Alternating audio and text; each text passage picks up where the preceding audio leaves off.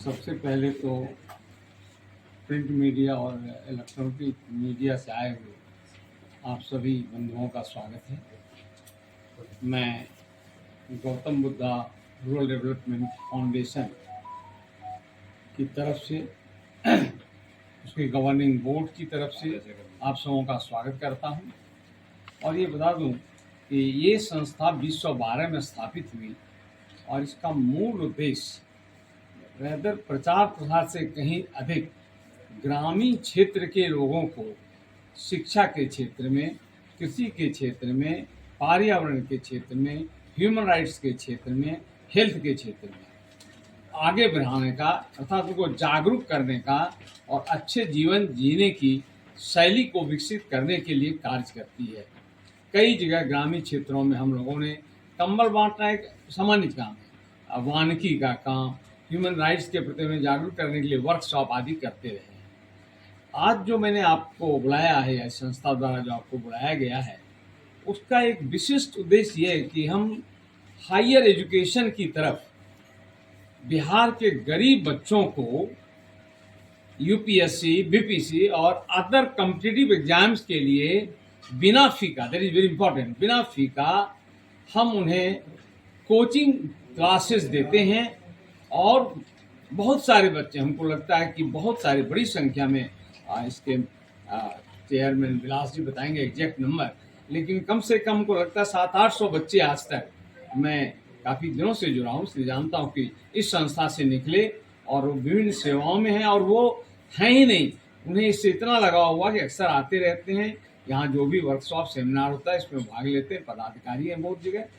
इस बार हम लोग इसको विशेष रूप से चला रहे हैं। विशेष ये है कि इस बार एक मेगा इवेंट के रूप में बिहार के बच्चों को, पूरे बिहार राज्य के बच्चों को जागरूक कर इसमें लाने की कोशिश करें तो एक टेस्ट आयोजित किया जाएगा संभवतः 24 नवंबर को एक टेस्ट आयोजित हम लोग करेंगे और उसमें 200 अच्छे बच्चों को चुनेंगे। टेस्ट है, अभी तक हम लोग टेस्ट नहीं लेते थे, वो आके संस्था में रजिस्ट्रेशन अपना करा लेते थे और इसके बाद हम लोग उसको बताते थे।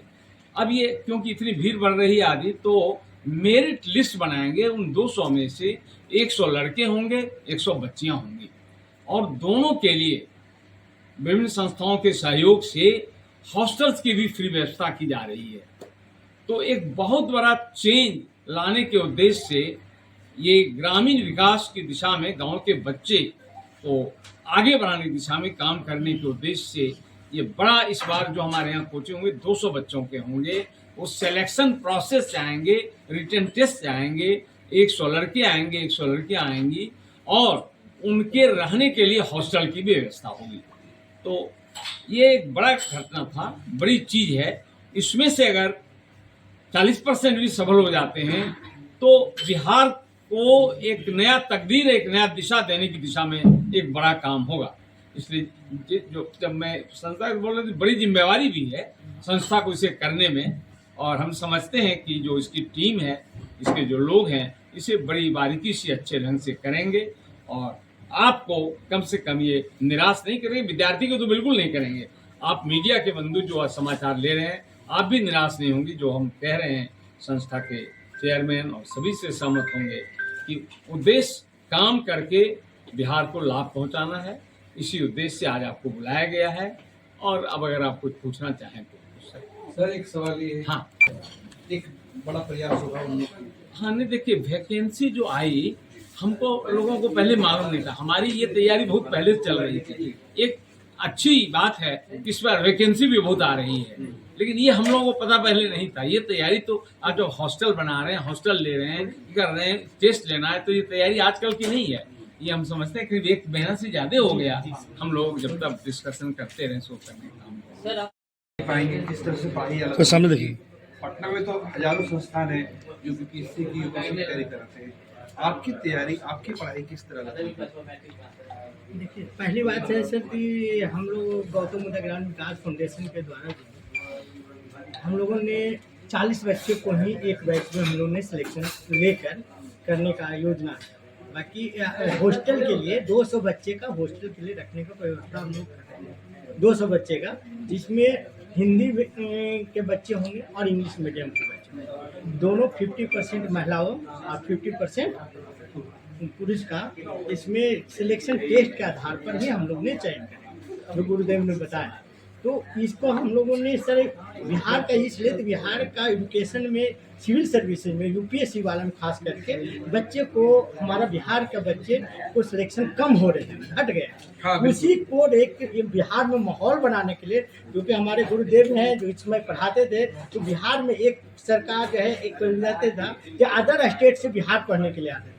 आज हम लोगों को बिहार से बच्चे बाहर जाते हैं और बिहार का बच्चे तो हम उसको मेरा उद्देश्य ये है कि बिहार का बच्चे बिहार में ही अच्छा माहौल मिले, जिससे बच्चे बिहार के काफ़ी बच्चे रिजल्ट दे सके यूपीएससी में। अच्छा सर, ये बताइएगा अभियान 40IS जो पतन बुद्धा रूरल डेवलपमेंट फाउंडेशन के द्वारा चलाया जा रहा है, ये जो राष्ट्र स्तरीय मेगा सिलेक्शन कर रहे हैं हर जगह है या पटना? नहीं, सिर्फ बिहार के लिए हमने शुरुआत सिर्फ ये बिहार के लिए, बिहार के लिए, अदर स्टेट के लिए मैंने नहीं किया। इसीलिए भैया मैंने कहा कि बिहार भर के बच्चे इसमें टेस्ट। सर एक सवाल, डॉक्टर पैटर्न आप लोग के समय जो हुआ करता था बीपीएससी का जो सवाल तो ये पैटर्न हुआ करता था, अब तो काफी चेंज हो गया है। उससे वो किस तरह से चेंज हुआ है ताकि बच्चों को पढ़ने में आसानी हो, जो अभ्यर्थी हो उन्हें समझने में आसानी हो? चेंज काफ़ी हुआ कि पहले 2 विषय होते थे जी, उनके मार्क्स सब्जेक्टिव होते थे, पूरा मार्क्स जुटता था उसमें। धीरे धीरे विषय कम होते गए, है ना। और अभी स्थिति है कि केवल एक विषय रह गया है।